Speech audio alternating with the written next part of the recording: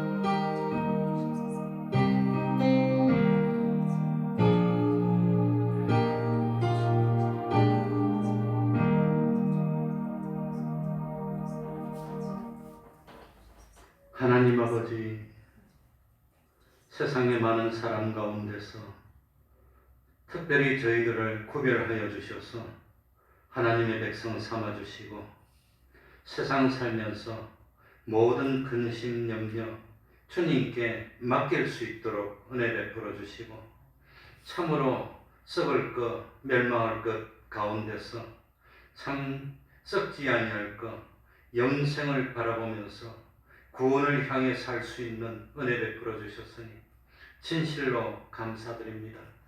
세상 욕심으로 살다가 늙어지면 한탄하고 후회하고 그러다가 병들면 속절없이 죽음에 다가서고 참 죽음을 앞두고 후회하고 한탄하다가 참 원망스러운 그런 죽음으로 끝맺고 영원한 지옥의 멸망에 빠져서 영원토록 고통당하는 저희들이 되지 않도록 하여 주시고 참 세상에 살면서 보람을 누릴 수 있도록 하여 주시고 바른 길을 깨닫도록 하여 주셔서 주님의 십자가 사활 대속의 공로를 믿음으로 힘입어 죄를 용서받고 의롭다함을 입고 하나님의 영원한 자녀가 되어서 장차 하늘나라에서 영광 중에 살 소망을 가지고 세상을 참 진리와 영감으로 살 수 있도록 은혜 베풀어 주셨으니 감사드립니다.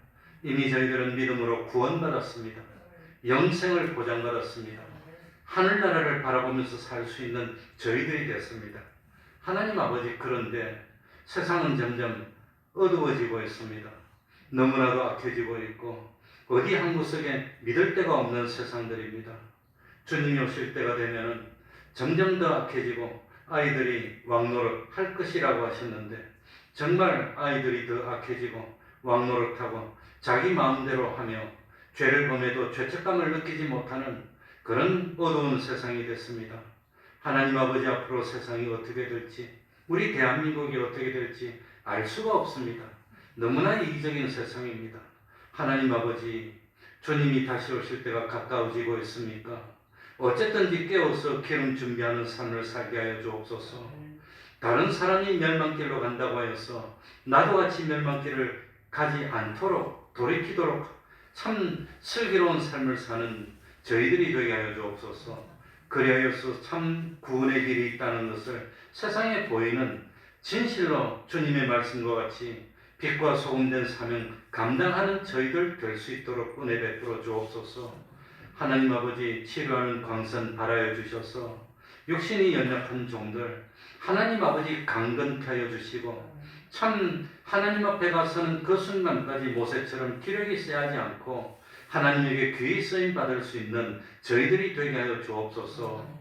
가정마다 하나님이 축복하시고 부족함이 없는 화목한 믿음의 가정들 될 수 있도록 은혜 베풀어 주옵소서. 주님의 이름으로 모인 곳곳마다 하나님의 은총이 함께하여 주시기를 바라며 예수님 이름으로 기도하옵나이다. 아멘. 찬송 올리겠습니다. 찬송가 404장입니다. 그 크신 하나님의 사랑은 404장입니다.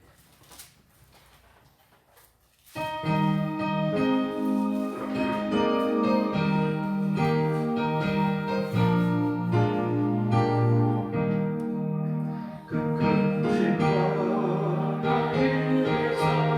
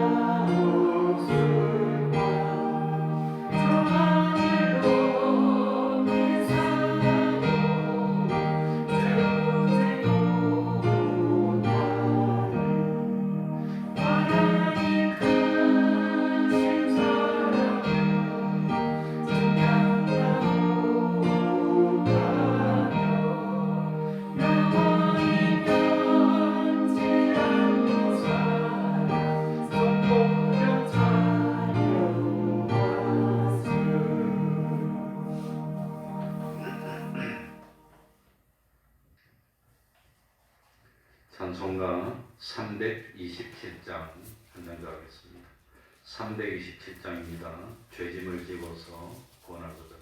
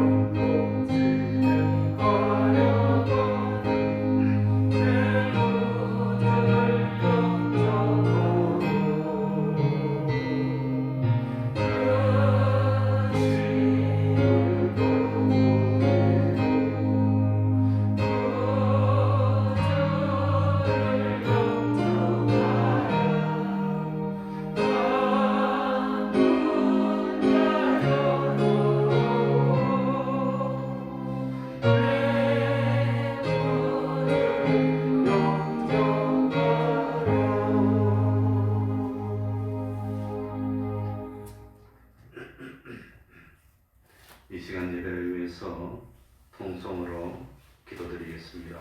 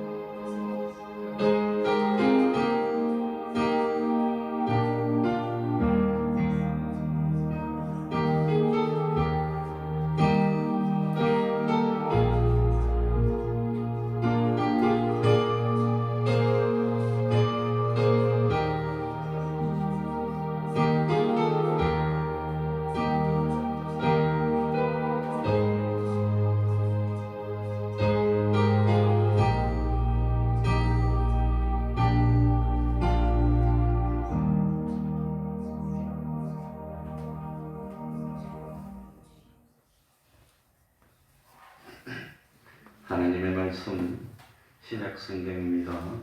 고린도전서 15장 9절입니다. 고린도전서 15장 9절입니다. 신약 성경 282쪽이 되겠습니다.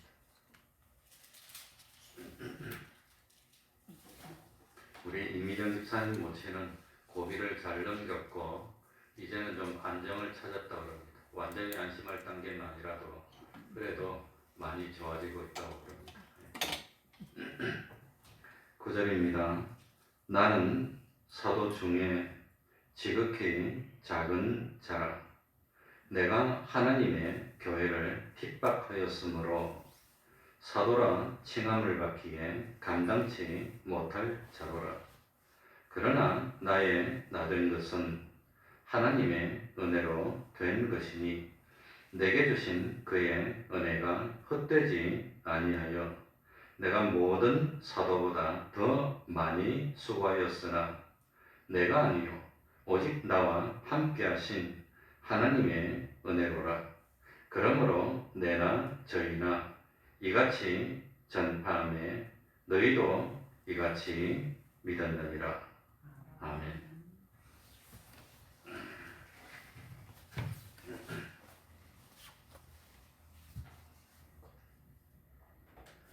살아가면서 참으로 중요한 것 중에 하나가 뭘까?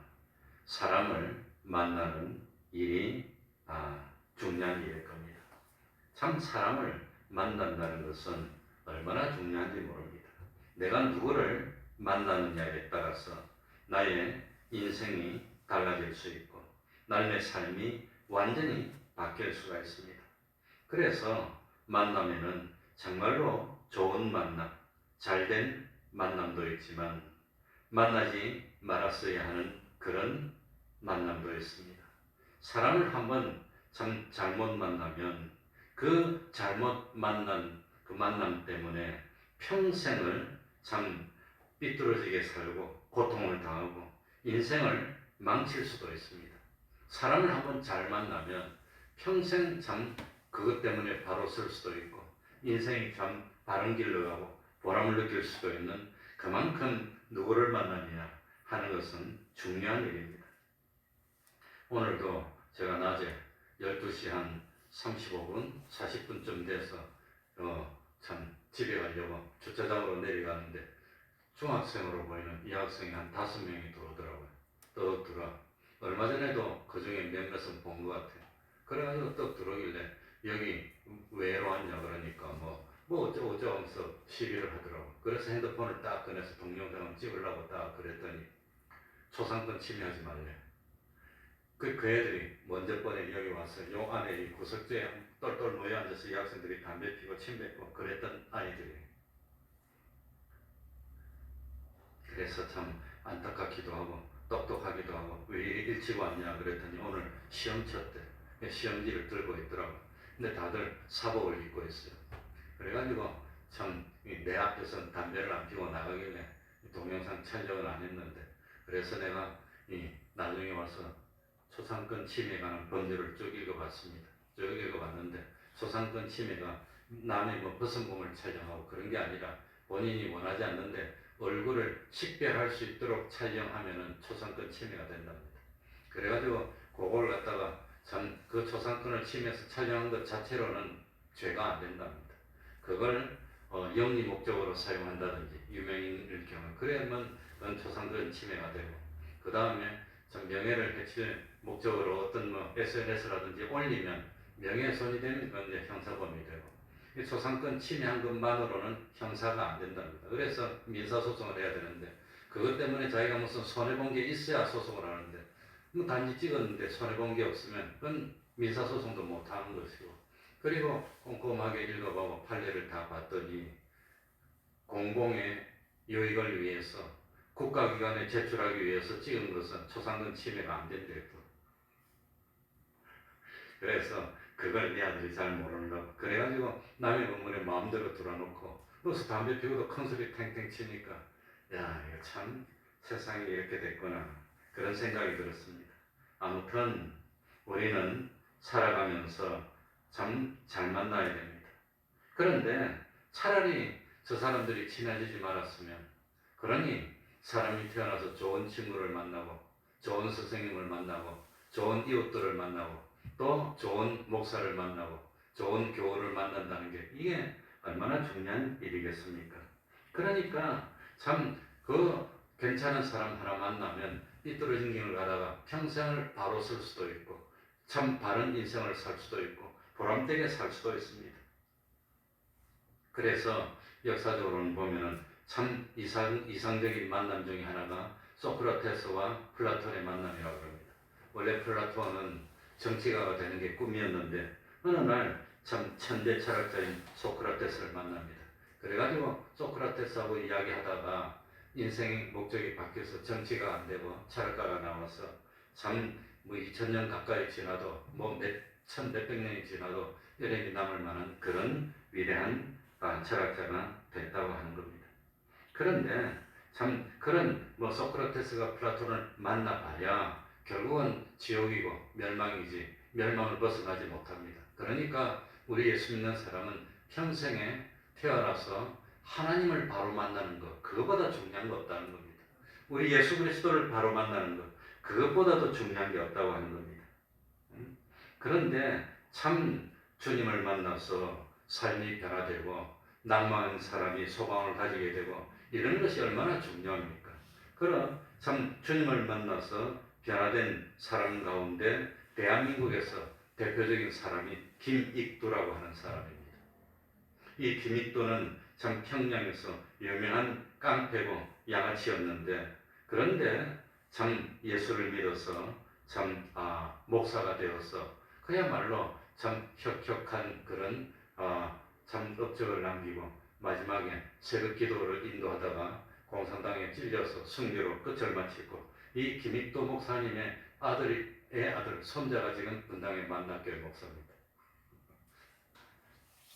물론 우리 장로교는 아니고 감리교라서 우리하고 좀 틀리긴 하지만 어쨌든지 참 그런 분이 있습니다. 그리고 또 우리나라는 아니지만 일본의 어떤 야쿠자 두목이 참 술을 먹다가 그 술집에서 한국 여자를 만나게 됩니다. 이 한국 여자를 만나서 결국은 참 결혼을 하게 되고 그 한국의 여자 때문에 야쿠자 두목이 우여곡절 끝에 예수를 믿어서 목사가 돼가지고 일본이란 나라가 이상해요. 이 야쿠자 두목이 예수를 믿고 목사가 되니까 그 두목을 따르던 부하 60명이 같이 예수를 믿어가지고 교회를 형성해서 전도를 하고 이런다고 그러더라고요. 그런 경우가 다 있었죠. 그러니까 참 그것도 참 잘된 만남이고 참 영원히 성공한 만남이 됐고 또 성경에 보면은 주님을 만나기 전에는 주님을 핍박하고 해방하고 주님을 참 안 좋게 생각했는데 그런데 부활한 주님을 만나고 난 뒤에 인생이 완전히 바뀌었던 사람을 말한다면 그게 누구지요? 사울이 바울이 된 겁니다. 그러니까 사도 바울은 성경에 나오는 인물 중에서 주님을 만나서 완전히 변화되었던 대명사 같은 사람이라고 하는 겁니다. 그러니 바울이 주님을 만나기 전에는 얼마나 예수 믿는 것을 박대하고 학대하고 심지어는 스데반을 죽이고 수많은 사람을 감옥에 가두고 이런 일을 했다고 하는 겁니다. 그런데 참 예수님을 만나고는 완전히 사람이 까무러치고 바뀌어버렸습니다.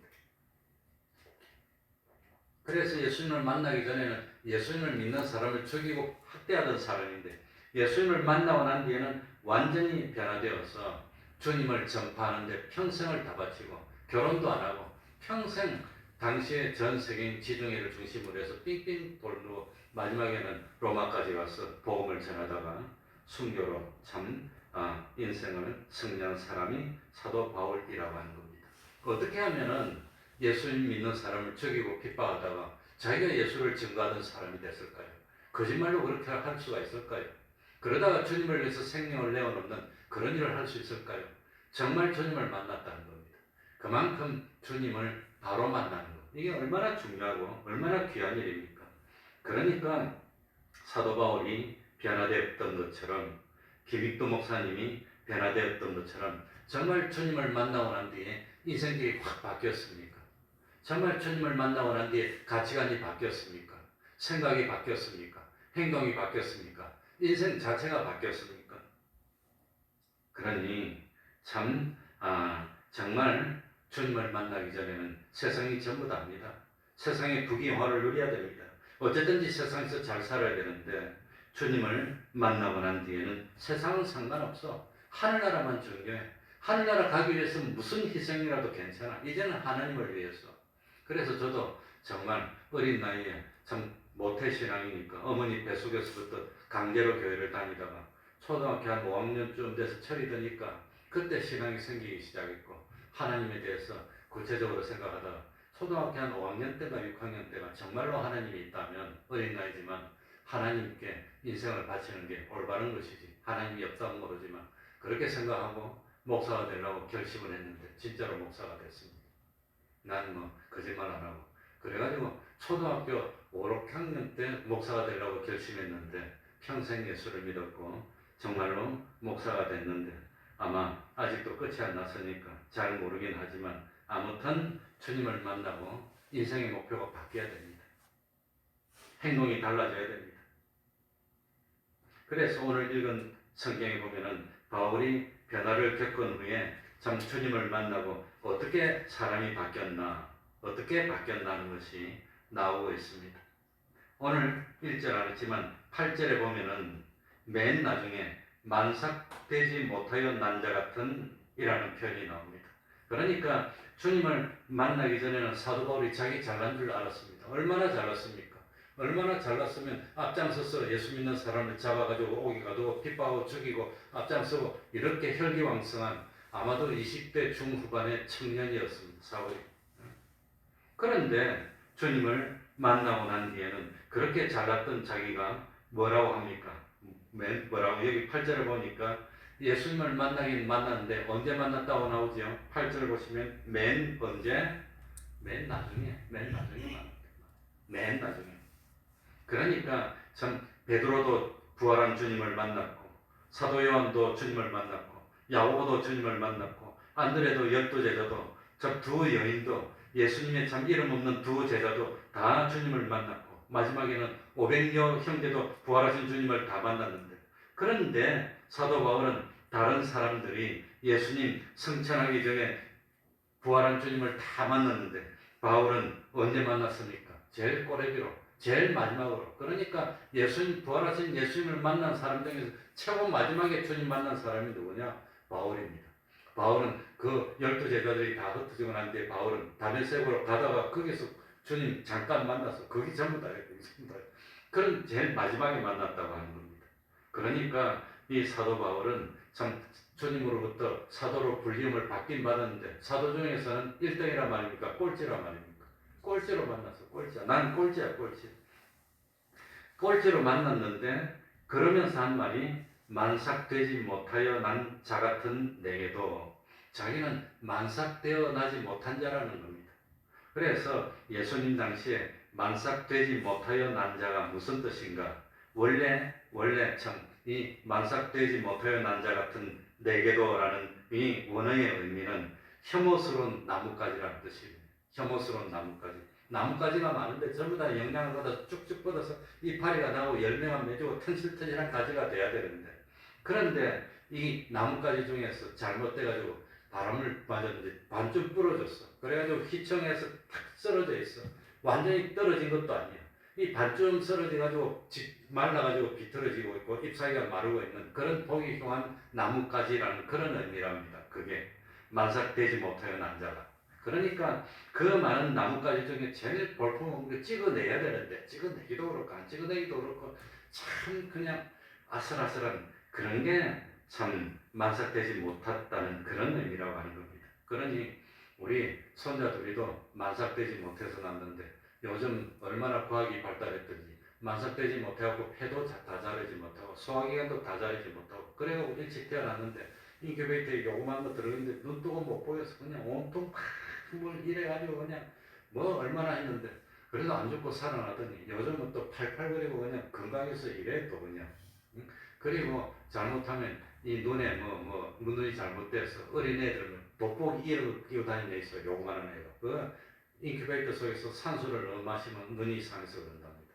평생 그냥 이런 돋보기 끼는데 우리 애도 둘 중에 하나가 그리 될 가능성이 있다 그래가지고 조마조마하고 기도했는데 지금은 다 완치돼서 괜찮다고 합니다. 우리가 염려가 없고 지켜봐야 되지만 그러니까 이 참 만삭되지 못하고 옛날에는 만삭되지 못하게 나면은 이거 다 죽는데 근데 어떻게 살아남으면 장애를 가져갖고 불구가 되는 겁니다. 그런 경우가 많아요. 그래갖고 몸이 다 크지 못하고 왜소하고 어디가 좀 불편해서 있는 그런 것 같은 자기라고 하는 겁니다. 사도 바울이.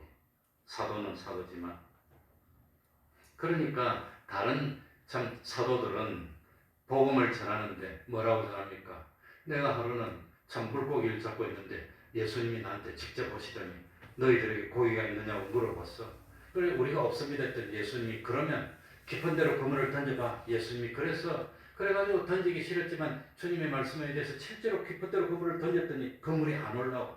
그래가지고 막 손짓해서 사람들이 와서 배를 2대 대고 막 깽깽 올렸더니 아이고 물고기가 2배가 잠길 만큼 물고기가 잡혔는데 주님이 그냥 얼마나 은혜스러운지. 그러니까 다른 그 사도들은 전부 다 주님을 3년 동안 따라다니면서 주님을 뭐 했습니까? 같이 밥을 먹고 같이 길을 다니고 같이 복음을 전하고 주님이 500리의 기적을 전할 때 자기들이 떡을 주는데 그냥 나와가지고 떡을 떼는데 떡이 또 나와 얼마나 감격스러운지. 그래가지고 5,000명이 넘는 사람이 먹었는데 떡이 더 남았어. 그러니까 나머지 11사도는 주님에 대해서 간증할 게 그렇게 많은 겁니다. 주님이 나한테 와서 사랑스럽고 내가 힘들 때 만져주는데 베드로는 장모님이 열병이 나가지고 뭐 보름을 누워있어서 다 죽어갔는데 주님이 손을 잡고 탁 일으키는데 벌떡 일어나더니 힘이 막 솟더니 그냥 갔다고. 그러니 다른 이 예수님의 사도들은 주님이 예수께서 가라사대 예수님한테 직접 말씀하셔서 예수님은 식사할 때도 뭘 잘 드시고 말할 때도 그렇게 말하고 길거리 갈 때도 어떻게 하셨고 눈으로 봤어. 3년이나 봤으니 얼마나 할 말이 많습니까? 그러니까 예수님이 성천하시고 안 계셔도 주님이 이러셨어. 그때 주님이 이러셨어. 주님이 이렇게 해야 된다고 그랬어. 그런데 사도 바울은 하나도 없어. 만난 적이 없어. 부활하고 난 뒤에 만났어요. 그러니까 참 주님을 안 만나는 건 아니고 만나긴 만났지만 살아계실 때 예수님하고 밥 한 그릇도 먹어보지 못했고 예수님으로부터 직접 뭐 교훈 하나도 듣지는 못했어. 다른 사도들은 다 예수께서 가라사대 주님이 그때 이렇게 말씀하셨다. 주님이 뭐 참 그런데 사도 바울은 할 말이 없어. 사도는 사도인데. 그러니까 참 사도는 사도인데 다른 사도하고 비교해보니까 부족한 거예요. 부족한 거. 간증할 것도 없고 주님에 대해서 증거할 것도 없고 주님에 대해서 본 것도 없고 그러면 사도가 아닙니까? 사도는 사도입니다. 우리 신학을 공부하면 재밌는 게 있는데 예수님의 사도가 몇 명입니까? 예수님의 사도가 몇 명이지요? 12명입니까? 맞습니까? 진짜입니까? 참입니까? 그럼 가룟 유다는 사도입니까? 아닙니까? 그럼 11명입니까? 그럼 가룟 유다는 사도였습니까? 아닙니까? 그럼 사도로 치야 됩니까? 안 치야 됩니까? 그럼 가룟 유다가 쫓겨났는데 마띠아가 추첨해서 사도로 뽑혔는데 그럼 사도입니까? 아닙니까? 그럼 12명입니까? 13명입니까? 그러면 사도 바울은 사도입니까? 아닙니까? 그럼 14명입니까? 13명입니까? 12명입니까? 쉬운 게 아닙니다. 그래 쉬운 게 아닙니다. 복잡합니다. 따지면. 그래서 참 뭐는 단순한 그런 게 없습니다. 따지고 들면 복잡한데 그러니까 어쨌든지 사도 바울은 부활하신 주님을 직접 만난 것은 맞습니다. 그래서 사도 바울은 간증할 때 내가 다메섹으로 가고 있는데 하늘에서 그냥 음성이 들리고 불빛이 번쩍하더니 내 눈이 안 보이는 거야. 그런데 음성이 들려가지고 누구십니까? 그러니까 너가 나를 괴롭히는 예수니라. 이래가지고 나가 뒤집어져가지고 그래가지고 참 주님을 만났어. 근데 그거밖에 없어요. 주님을 만났는데 그거밖에 없어. 다른 제자들처럼 하늘이 하나도 없어. 나는 그냥 번쩍하더니 주님을 만났는데 그게 전부 답니다. 그러니까 참 복음서에 보면은 베드로도 보면은 다 주님이 이랬어서 말하는데 사도 바울은 할 말이 없는 거예요. 그럼 사도 아닙니까? 사도 바울이. 사도 맞습니다. 주님이 직접 불러줬습니다. 그런데 주님으로부터 배운 게 없으니까 다른 사도하고 비교했을 때 자기는 뭐합니까? 부족하고 모자라고 그래서 그걸 만삭되지 못하여 난자 같다고 표현했다는 겁니다. 사도는 사도인데 부족해. 주님을 본 것도 없어. 주님에게 직접 배운 것도 없어. 주님으로부터 뭐 체험한 것도 없어. 베드로처럼 무리를 걸어보지도 못했고 무리를 걷다가 빠져서 예수님 살려주세요 했더니 와가지고 탁 잡아서 건져주는데 얼마나 감동스럽습니까? 주님이 날 건져줬어. 얼마나 좋아. 근데 사도 바울은 그런 경험이 하나도 없는 겁니다. 그래서 참 구절에 뭐라고 했지요? 나는 사도 중에 지극히 뭐한 자라? 작은 자라. 만삭되지 못하여는 지극히 작은 자라. 이렇게 사도 바울이 주님을 만나오는데 겸손해졌다는 겁니다. 사도 바울이 얼마나 대단한 사람입니까? 가말리엘 문화에서 교육을 받았어. 베냐민 지파야. 로마의 시민권도 있어. 집안도 좋아. 그냥. 그리고 사도 바울이 사도로서도 작은 자입니까? 큰 자입니까? 성경을 무려 13권이나 기록했습니다. 지중해를 다니면서 가는 데마다 교회를 세웠습니다. 얼마나 대단합니까? 그런데도 불구하고 나는 만삭되지 못한 채 태어난 사람이라고 고백하고 나는 지극히 작은 자라고 주님 앞에서 엎드렸지만 어마어마한 업적을 남긴 대단한 참 12제자 중에 어떤이라고 말을 하도 부족함이 없을 만한 그런 일을 했지만 사도 바울은 주님을 만나고 난 뒤에 나는 사도 중에 지극히 작은 자입니다. 지극히 작은 자입니다. 그리고 뭐라고 합니까? 나의 나된 것은 하나님의 무엇입니다? 은혜입니다. 10절에 그러나 나의 나된 것은 하나님의 은혜로 된 것이니 난 하나님이 은혜 주셨어. 그러니까 참 세상에서 조그만 것만 해놔도 얼마나 교만해집니까 사람이. 얼마나 자기 잘난 체를 합니까? 내가 옛날에 이랬다고 얼마나 자기 과거를 자랑합니까? 그래서 제가 참 나온 고등학교 대문짝에는 지금도 실패자는 과거를 자랑하고 승리자는 미래를 구상한다고 해놨어요. 실패자는 말할 게 과거밖에 없어. 과거를 자랑, 내 옛날에 이랬다는 거 그거밖에 말할 게 없어. 그러나 사도 바울은 나는 작은 자입니다 그랬습니다. 그러니까 참 세상이 왜 이렇게 복잡하냐. 자기를 내세우고 있는 거. 그러니까 오늘도 이 학생들이 딱 와가지고 잘못한 거 없대. 떳떳해. 막 들이대고 나한테 그냥 그래서 왜 들어오냐, 남의 건물에. 남의 건물에 함부로 들어오면 건조물 무단 침입입니다. 건조물 무단 침입. 미국에서 백인이 흑인 아이가 자기 초인종 누르는데 안에서 총 쏴버렸어요. 그래가지고 머리에 한 방 맞고 팔에 한 방 맞아갖고 중태에 가서 병원에 갔는데 그 백인 집주인 경찰도 안 갔어요. 물론 정당 방언이 아니냐, 과잉 방언이냐, 그 논란이 좀 있었지만 경찰이 잡혀가지도 않았어. 남의 집 천정을 네가 왜 놀려? 왜 나를 두렵게? 그러니까 나를 보호하기 위해서 싸웠어. 미국은 총 쐈는데 그냥 경찰 가지도 않았어요. 끝났어요. 끝났는지 뭐 조사는 좀 하겠지. 그만큼 그런 나라입니다. 그런데 자기들이 왜 남의 집에 함부로 들어와, 남의 건물에. 그래, 왜 들어오냐 그랬더니 통과해서 옆에 병원 간대. 이게 길이냐, 남의 집이지. 길로 가야지 왜 남의 집으로 들어오냐 이렇게 떳떳하게 이러더라고요. 그러니까 참 그걸 잘못이라고 여기지도 못하고 있어요. 요즘 세상은. 그러니 참 자기를 주장하니까 내가 이 길을 가고 싶다는데 왜 막아 그런 식입니다. 그러니 세상이 참 복잡하게 됐습니다. 자기를 주장하면은 자기 속에 주님이 계시지 못합니다. 내 속에 주님을 모시지 못하면 주님과 동행할 수가 없다는 겁니다. 나는 성전이 되지 못합니다. 내 속에 주님을 모시면 나는 혼자가 아닙니다. 전지전능하신 주님과 함께하면 두려울 거 없습니다. 주님이 나를 지켜주는 겁니다. 마리아가 예수님을 잉태했습니다. 남편을 만나기 전에 그 남편 없이 잉태하면 돌로 쳐 죽이는 법입니다. 유다는 자기 며느리 다말이 잉태했다 그렇게 불에 태워 죽이라고 그랬습니다. 그런데 타죽으로 나오면서 자기 시아버지의 약점을 받아서 보여주니까 내가 잘못했다 그러고 딱 손 떼고 돌아갔습니다. 그러니까 참 아무튼 그러니 참 자기 속에 주님이 계시가. 그러니 마리아는 참 예수님을 잉태했는데 이 마리아가 예수님을 보호한 게 아닙니다. 예수님이 태아인 예수님이 마리아를 보호해서 끄떡없게 만드는 거지. 잘못 알고 있으면 안 됩니다. 예수님이 바로 태어나야 구속 사업도 일으키고 할 건데 예수님 때문에 마리아가 산 거지. 마리아 때문에 예수님이 산 게 아닙니다. 그러니 참 내 속에 주님을 모시면 두려움이 없어요. 능치 못함이 없어요. 주님과 동행해서 함께 하는데 누가 나를 막습니까? 주님과 동행하는 나를 막으면 하나님을 막는 건데 그거 어떻게 되겠습니까? 그러니까 저는 어떤 경우에도 무슨 일이 있더라도 사람이 되지 않고 사람 쪽에 서지 않고 하나님 쪽에 서려고 합니다. 하나님 쪽에 서야 심판 때 하나님이 옳다 인정해 주지. 그러니까 어디에 붙어야 나한테 도움이 될까? 그게 아니라 어디에 붙어야 하나님하고 하나가 될까? 어디에 붙어야 진리와 하나가 될까? 그것만 봅니다. 그래서 하나님만 두려워하고 사람 두려워하지 않는 그게 믿음이라고 하는 겁니다. 그러니까 사도 바울의 신앙 고백을 보면 자기가 없는 겁니다. 자기가 교회 세운 거 아니야. 하나님의 은혜로. 자기가 사람 살린 게 아니야. 하나님의 능력이 역사했어. 사도 바울은 그걸 뼈저리게 깨닫는 겁니다. 희한하게도 하나님의 일을 위해서 몸된 교회를 세우기 위해서 복음을 전하기 위해서는 기도하면 병이 다 낫는 겁니다. 기도하면 죽은 사람도 낫는 겁니다. 그런데 자기한테 병들었어.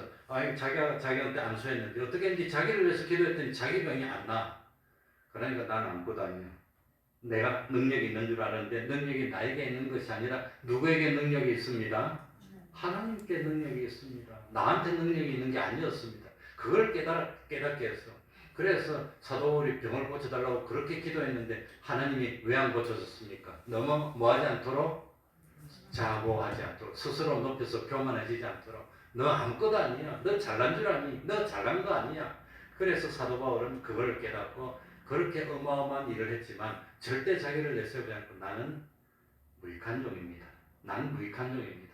겸손하고 나의 나된 것은 오늘 10절에 보니까 누구의 은혜로 된 것이니? 하나님의 은혜로 됐습니다. 이걸 깨닫게 된다고 하는 겁니다. 겸손한 사람이 되면 하나님이 높여준다고 하는 겁니다. 그래서 사도 바울은 난 자랑할 거 없어. 뭘 자랑할 거 있다고? 자랑할 것이 있다면 뭐밖에 자랑할 거 없지요? 우리 예수 믿는 사람 자랑할 거 있으면 뭐밖에 자랑할 거 없어요?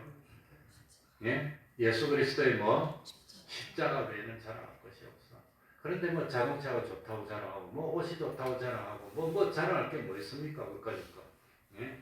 그러니까 이 세상에 그런 걸 자랑하는 것을 무슨 자랑이라고 그러지요? 어리석은 자랑.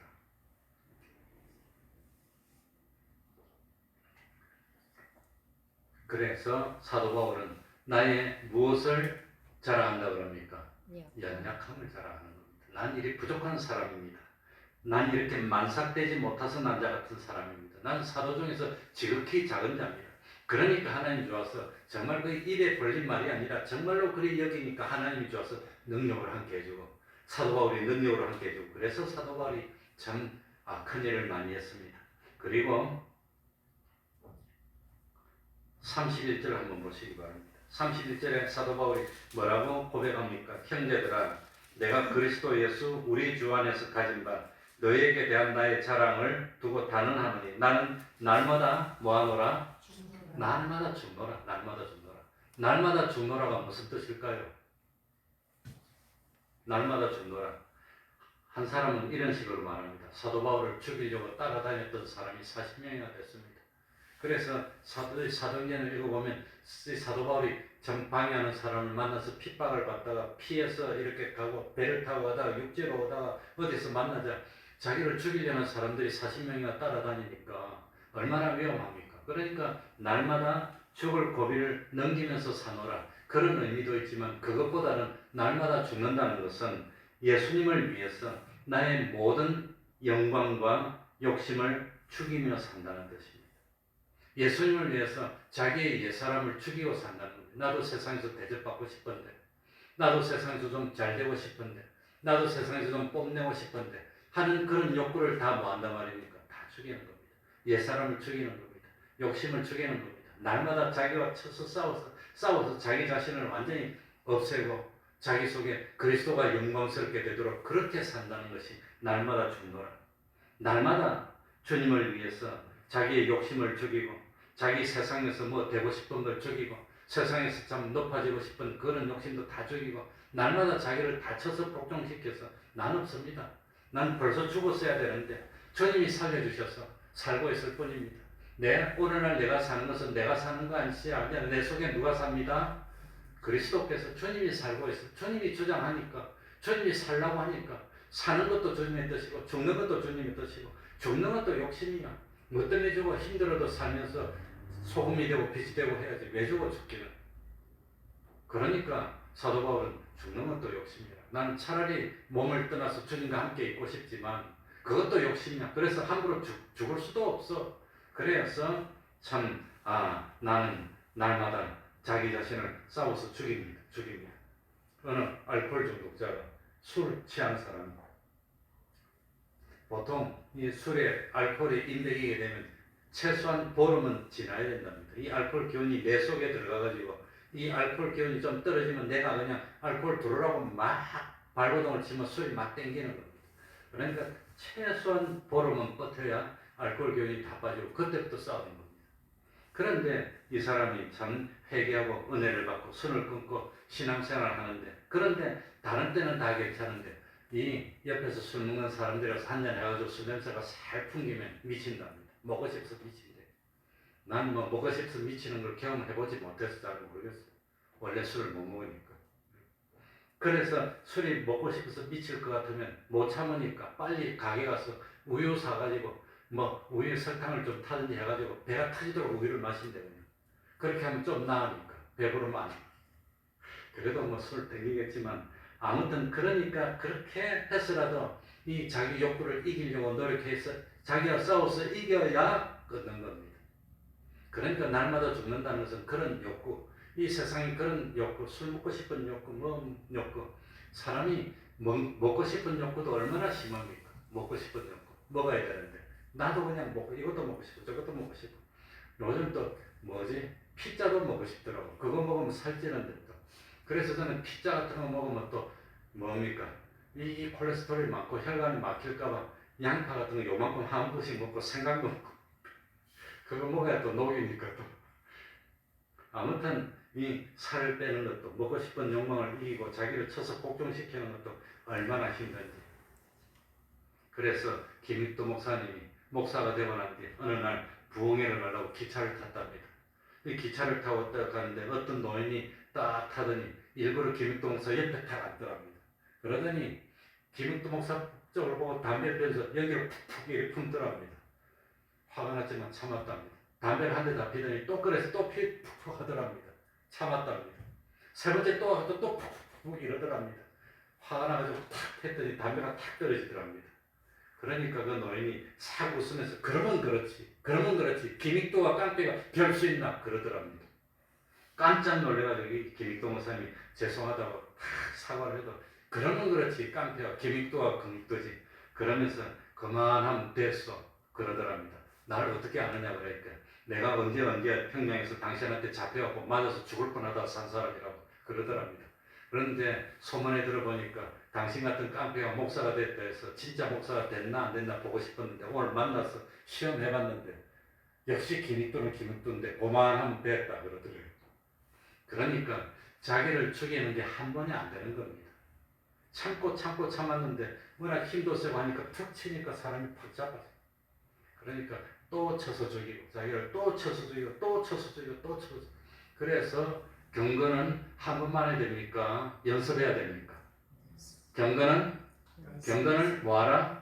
연습하는 겁니다. 한 번만에 되는. 그래서 기독교는 한 번만에 깨달은 것을 도통하는 거 아닙니다. 불교는 한 번만에 도통해서 탁 그냥 됐지만 기독교는 그런 거 아닙니다. 행한 대로 또 죽이고 또 죽이고 또 죽이고 또 죽이고 또 싸우고 선줄로 알면 넘어지는 겁니다. 난 이제 됐어 하는 사람은 넘어진다는 겁니다. 된 사람 없습니다. 또 죽이고 또 죽이고 또 죽이고. 그래서 하나님은 하나님과 가까운 사람일수록 신앙의 수준이 높은 사람일수록 조그마한 실수도 허용 안 합니다. 그러니까 모세는 참 처음에 40대였을 때 혈기왕성한 때는 사람을 때려 죽여도 하나님이 상 주고 참 상주심을 바라보고 잘했다고 칭찬했어요. 그런데 모세가 참 이스라엘 백성을 건너고 그 뭡니까 광야를 지날 때 이 이스라엘 쪽에 참 거의 다 왔을 때 그때 무리가 물가에서 화가 나가지고 화를 한번 냈는데 그것 때문에 가나안 땅에 안 넣어준대. 울면서 3번 기도했는데 고만 기도해라. 너 그렇기 때문에 하나님 나라 못 넣어준다. 그 대신 봐줄게. 어떻게 했습니까? 너보산 꼭대기 올라서 한번 보게 하고 죽었어요. 그러니까 하나님과 가까울수록 조그만 실수도 허용 안 하는 겁니다. 그래서 사도 바울이 마지막에 죽기 직전에 순교하기 직전에는 뭡니까? 참 나는 죄인 중에 누구노라? 괴순이라. 죄를 더 많이 지어서가 그런 거 아닙니다. 옛날에는 죄로 느끼지도 못했던 건데 지금 생각하니까 부끄러운 겁니다. 그때는 잘했다고 생각했는데 지금 생각하니까 너무너무 부끄러워. 그만큼 거룩해지고 거룩해지고 거룩해지고 거룩해지고 하나님 것도 거룩해질수록 조그마한 실수도 크게 느끼는 겁니다.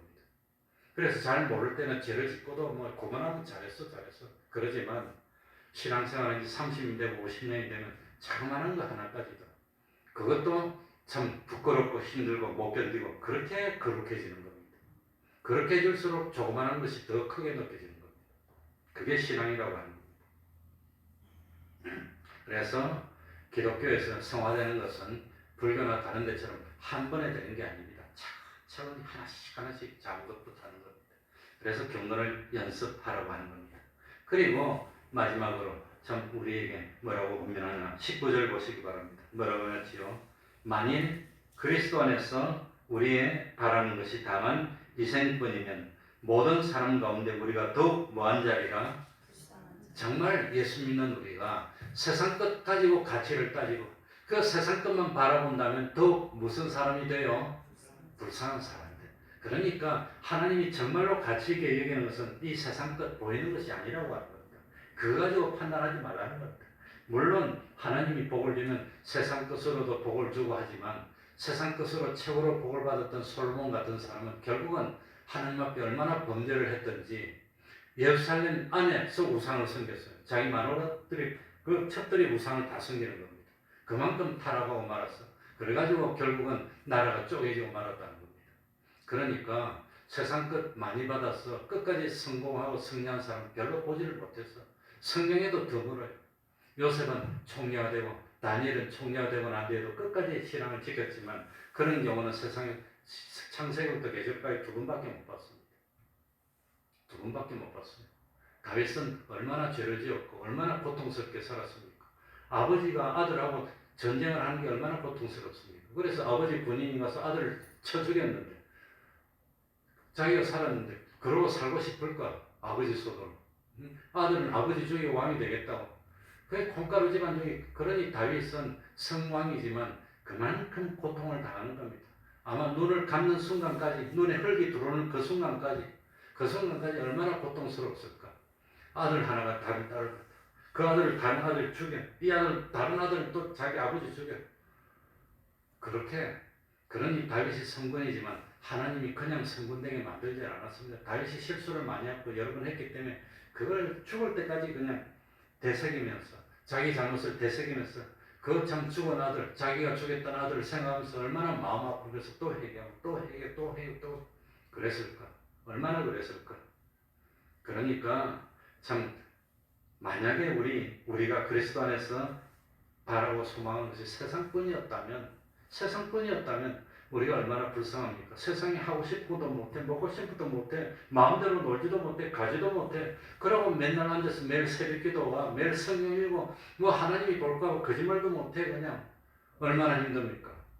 그러나 우리의 당하는 환란이 지극히 작은 것이 영원한 영광에 뭘 만드니까?